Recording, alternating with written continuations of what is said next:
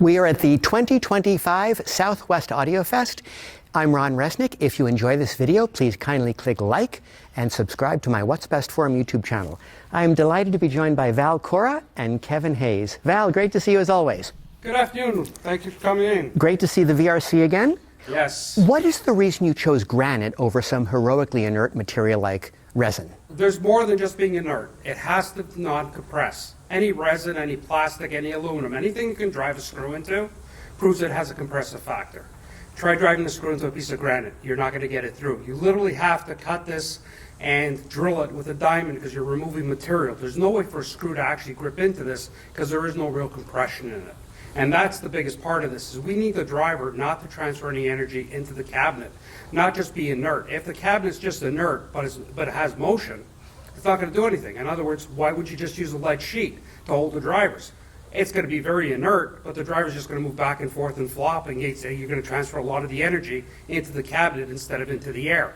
So it's not just being inert. There's more to that than just the inert factor. It has to be non-compressive, it has to be dense, and it has to be rigid. So it's a few different factors. You also need something that has a very good dampening factor, a very high dampening factor to it, which granite does. Granite dissipates energy very, very quickly, which is very important.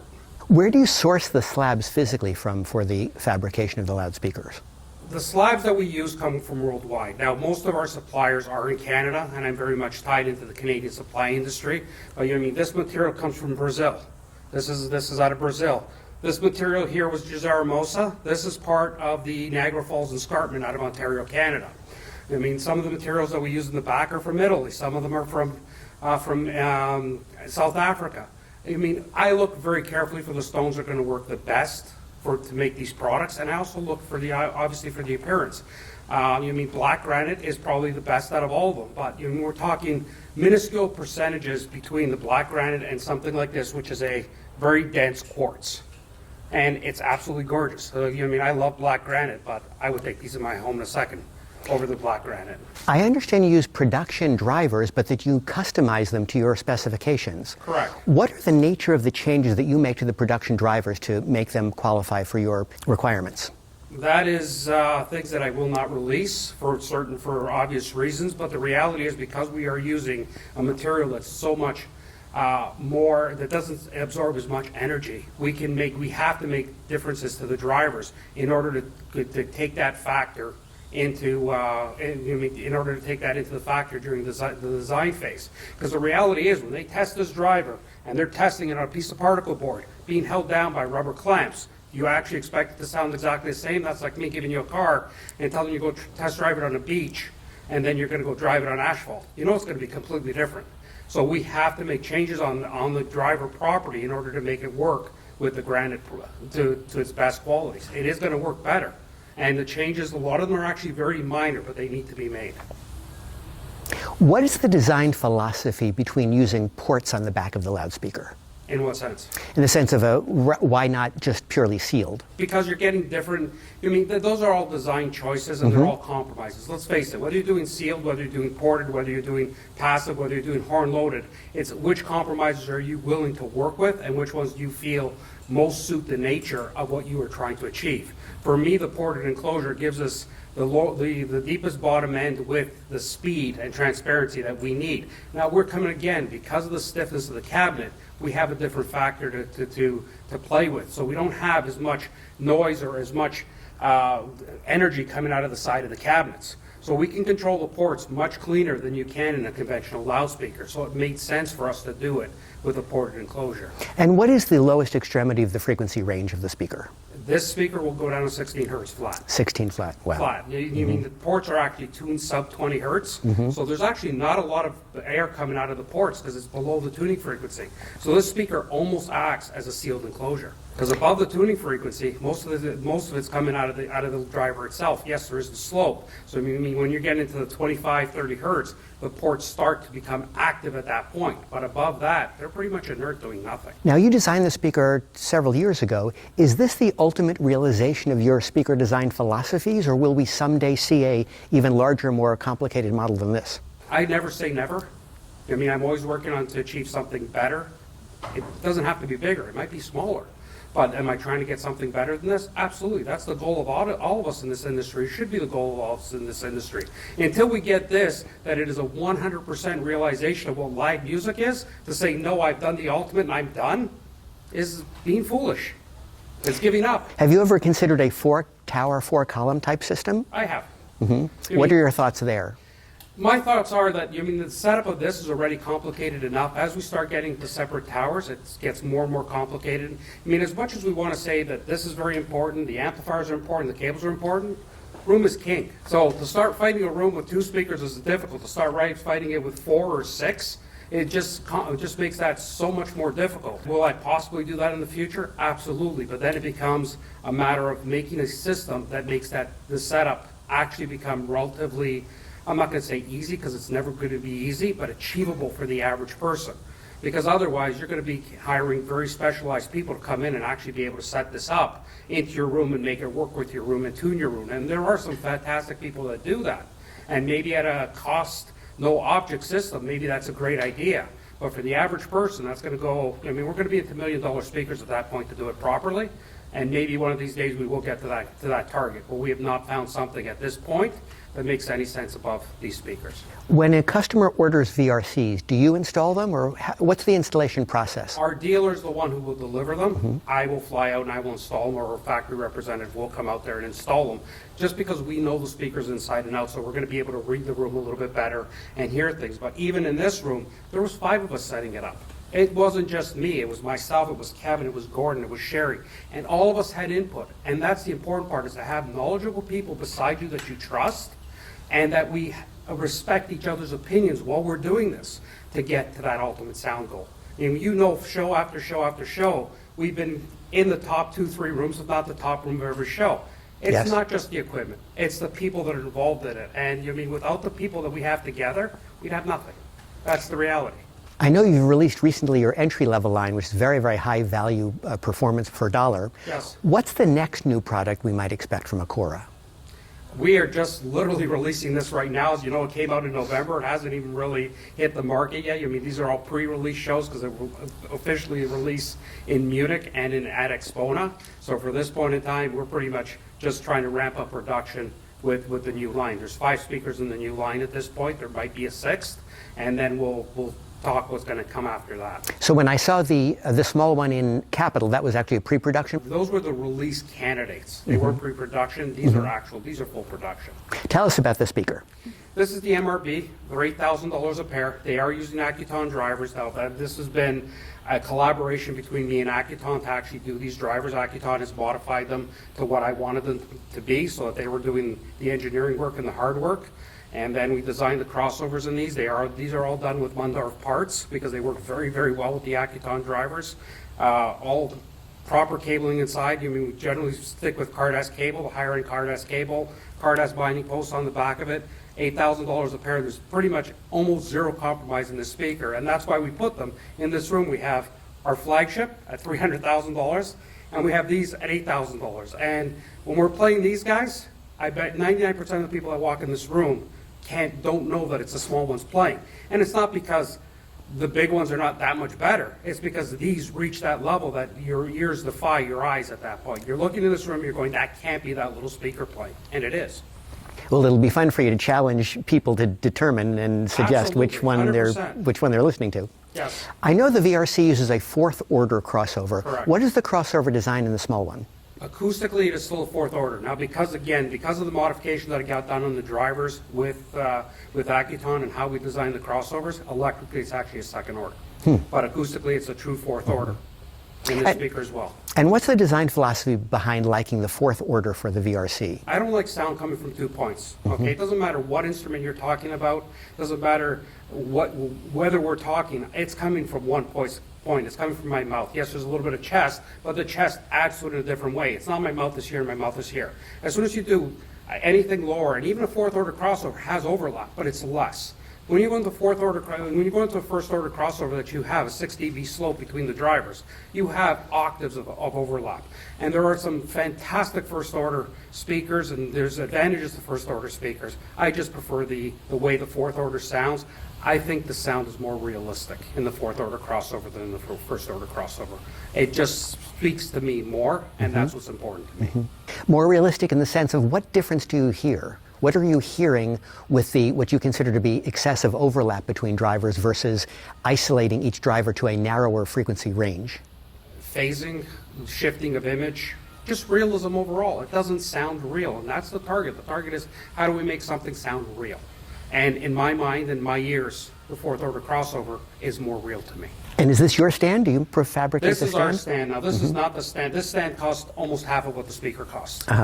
These are truly bookshelf speakers. That's why they're ported in the front. These are meant to go on a credenza somewhere where you need to put them against the wall. If you want these and you're going to put them out in a floor area like this, we make this exact speaker as a floor standing speaker for $2,000 more. So for $10,000, you're getting it that it goes all the way to the floor. This stand alone is close to $4,000. So I would never advise somebody to do what we're doing here. We're doing this here obviously a little bit for shock value, because if it was a floor standing speaker here, it would look a little bit different. So it is a little bit of shock value. Sure. But please, if you're going to put this out on a floor, please get the floor standing speaker. It's going to sound better. It's more stable. It's better than any stand's ever going to be. Totally makes sense. Val, thank you so much. Great to see you as always. Thanks, Ron. Thank you. Thank you. Mr. Hayes? Indeed I am. I've never denied it. By the way, I am waiting for my pair of MRBs and also. I am. I'm just going to go to this Okay. side. That is an amazing speaker. It truly is. I heard it at Capitol, and I liked it very much. It's notably, as you mentioned, production candidate versus production version. This is markedly better than what we already loved at Capitol. Which amplifier are you exhibiting in this system now today? This is the brand new Statement 455 music block, by which may mean it can be run as a dual mono, two-channel amp, or a single-channel mono amp. And that it was first shown at the Tampa show about 3 weeks ago. So this is almost the world debut, and certainly the debut for what's best for them. It is building on the heritage of the prior generations of Statement power amplifiers. It differs in a markedly improved output transformer at meet impedance performance.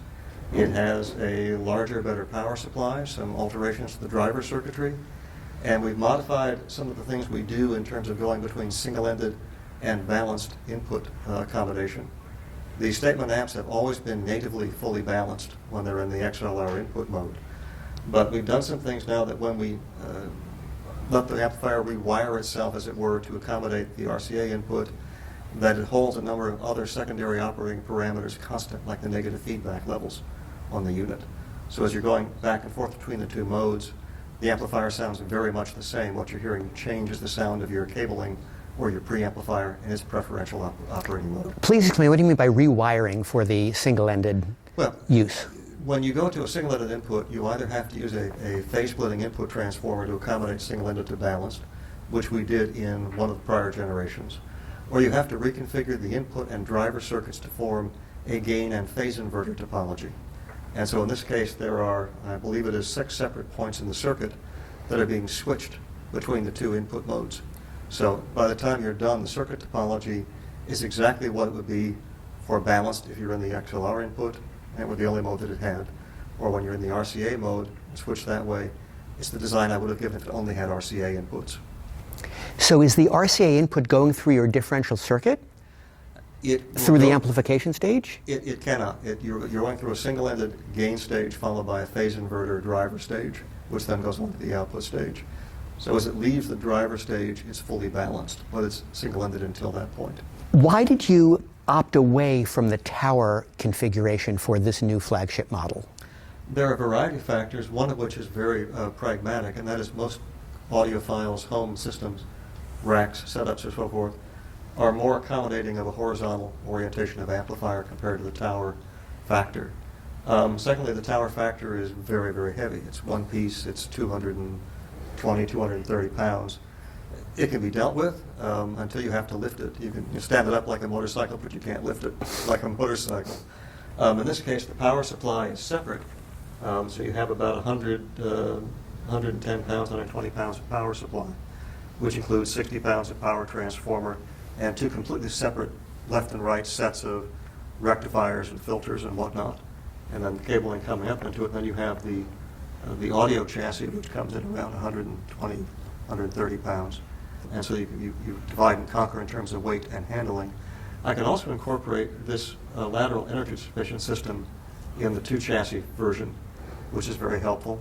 Under the entire arrangement is a new isolation foot that we developed and began showing just about a month ago as well, which increases mid-range purity and resolution by a pretty surprising amount compared to the old metal feet that we had.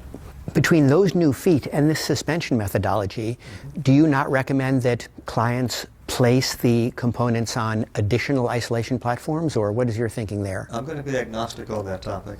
I would never ever say don't do it. I would say try it. When you look at things like vibration control, you're looking at the structure of the floor, the joists, or how thick the concrete is, where it falls in the room in terms of resonance patterns acoustically, how much energy the speaker is feeding back into the slab or not feeding back into the slab. So if I say always do this, it reminds me of someone walking into the Walgreens pharmacy and saying, give me something to make me feel better. Well, does your head hurt? Do your feet hurt? Does your stomach ache? What's the problem? The problem is different in everyone's home to some degree. Same with electrical filtering coming in. Do I recommend power conditioning? No, I don't recommend against it either. We design the products on power straight out of the wall because I don't want you to have to go spend $5,000 to clean up the power to make the amplifier sound good. It should sound good to start with. If you can make it a bit better in your context by fine-tuning to your particular electrical or acoustic problems, do it. But you shouldn't feel you have to do that to get really good sound. What is your stock KT88 these days? We're running the Saratov-made KT88 that's labeled Gold Lion. Mm-hmm. You've used that for quite some time. We adopted that, I think, maybe 7 years ago or so. For a long time, we were very keen on the Shiguang KT88s, the SC version. At one time, they were very good and very reliable. Their reliability just fell off about the same time that the Saratov plant really got their act together on the higher power beam power tubes. So it made a very nice transition point for us. And we found that tube to be very rugged, very reliable, and to have a very lifelike sense of presence. The Chinese tubes excelled at giving you this sort of gentle lyrical air in a way that you really don't hear when you're in a club or a concert hall or sitting around playing guitars and singing, or whatever you're doing. These have a much more realistic sense of their presence, a proper balance of the air, but that more important sense of body and projection and launch. One of the things that's so hard to do in an audio system, which the Acoras do so well, is to give you that sense of the body, the foundation in the room, the launch of the wave. Even the highest frequencies really, in some sense, launch all the way from the floor up. And the 88s really do that. The Russian 88s do. Have you had occasion to experiment with the KR Audio KT88s? Unisys Not stuff? recently, and I have to keep an open mind on that particular one. So it's a great question, and my answer is I don't know. There are some other boutique Eastern European 88s that we have found to be less than favorable in terms of reliability for us. But again, you don't want to have one boutique manufacturer colored by the other boutique manufacturer. So rather not go deeply into that. Of the other ones we have tried from the Eastern Europe, I would still take the Russian KT88 over that.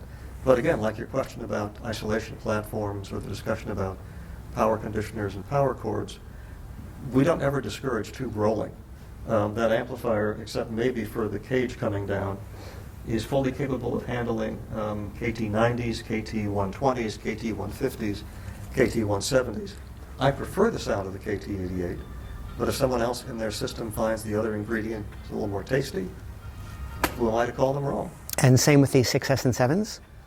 I think we have the best sounding and most consistent production 6S and 7s in there. They're also from Saratov. They're the ones branded with the Tungsol brand. A side note, it's a fully direct coupled input and driver circuit used in the statement amplifiers. And so the first tube, it's kind of like a golf shot. The first tube's lining up the shot, and the second tube is making the distance. If the first tube is not measuring the way it should, the second tube amplifies that further off direction because of the direct coupling nature in terms of the DC bias points. And so it's important the tubes you use are close to what they call bogey value on the tube, or have been measured to conform to the proper standard for the type. With the Chinese 6s and 7s we've used previously, we would go through maybe 40 or 50 tubes to find 4 that really played well together. With the Tungsol tubes, you can do a random pull off the shelf, and 70% of the time or more, be fine. That's consistency in production. I know you've just released the 202 IQ model. What are the new developments in that model above the 200 model that you had previously? The differences are very similar to what you see here in the statement level product. The input driver circuitry, the rewiring of circuit that occurs to go from single input operation to balanced operation are present in that amplifier as well. A lot of those circuits are very, very close in topology to these. The improved output transformer, more options in terms of matching to your loudspeaker load occur on the 202 compared to the earlier 200. As you probably have noticed, we don't bring out new models very often. I think the Signature 200 was on the market for probably about 6 years, 7 years, something like that. The reason we do that is it's really tempting. You find the new capacitor you like the sound of better. Well, you can release a new update today, but then let's say next month you find a resistor you like better, but it sounds better with the earlier capacitor in the overall formula of parts in the voicing. If you just release little updates, you wind up thrashing back and forth to some degree, or the potential for that.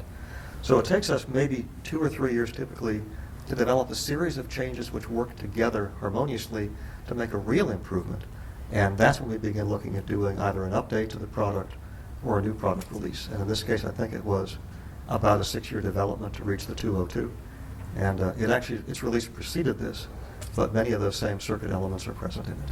So with that production and design philosophy, does that suggest that you do not make in-production changes of any kind for a particular model after that model is released? Or what is your thinking there? Not without labeling a difference to it. That's a very rare thing for us to do.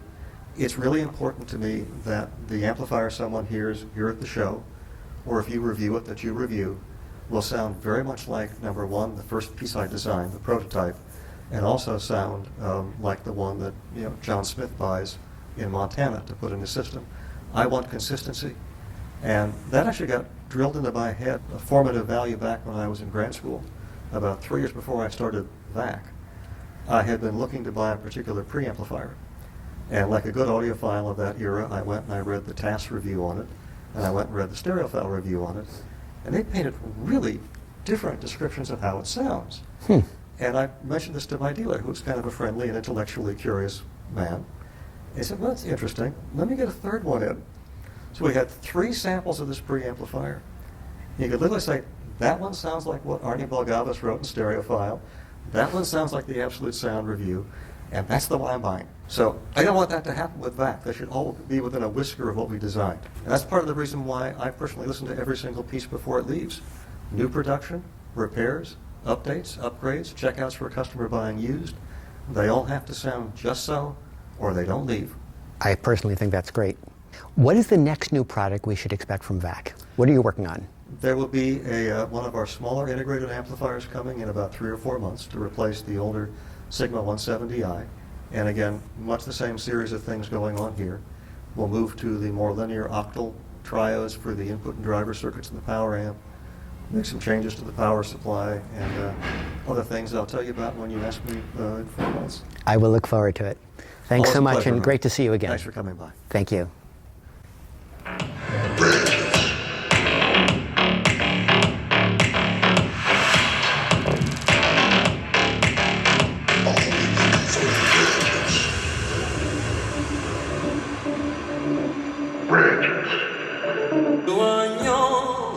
Petit à petit de notre enfance,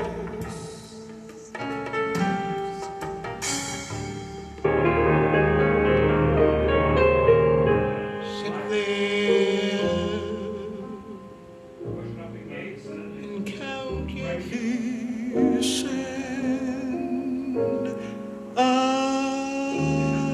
tender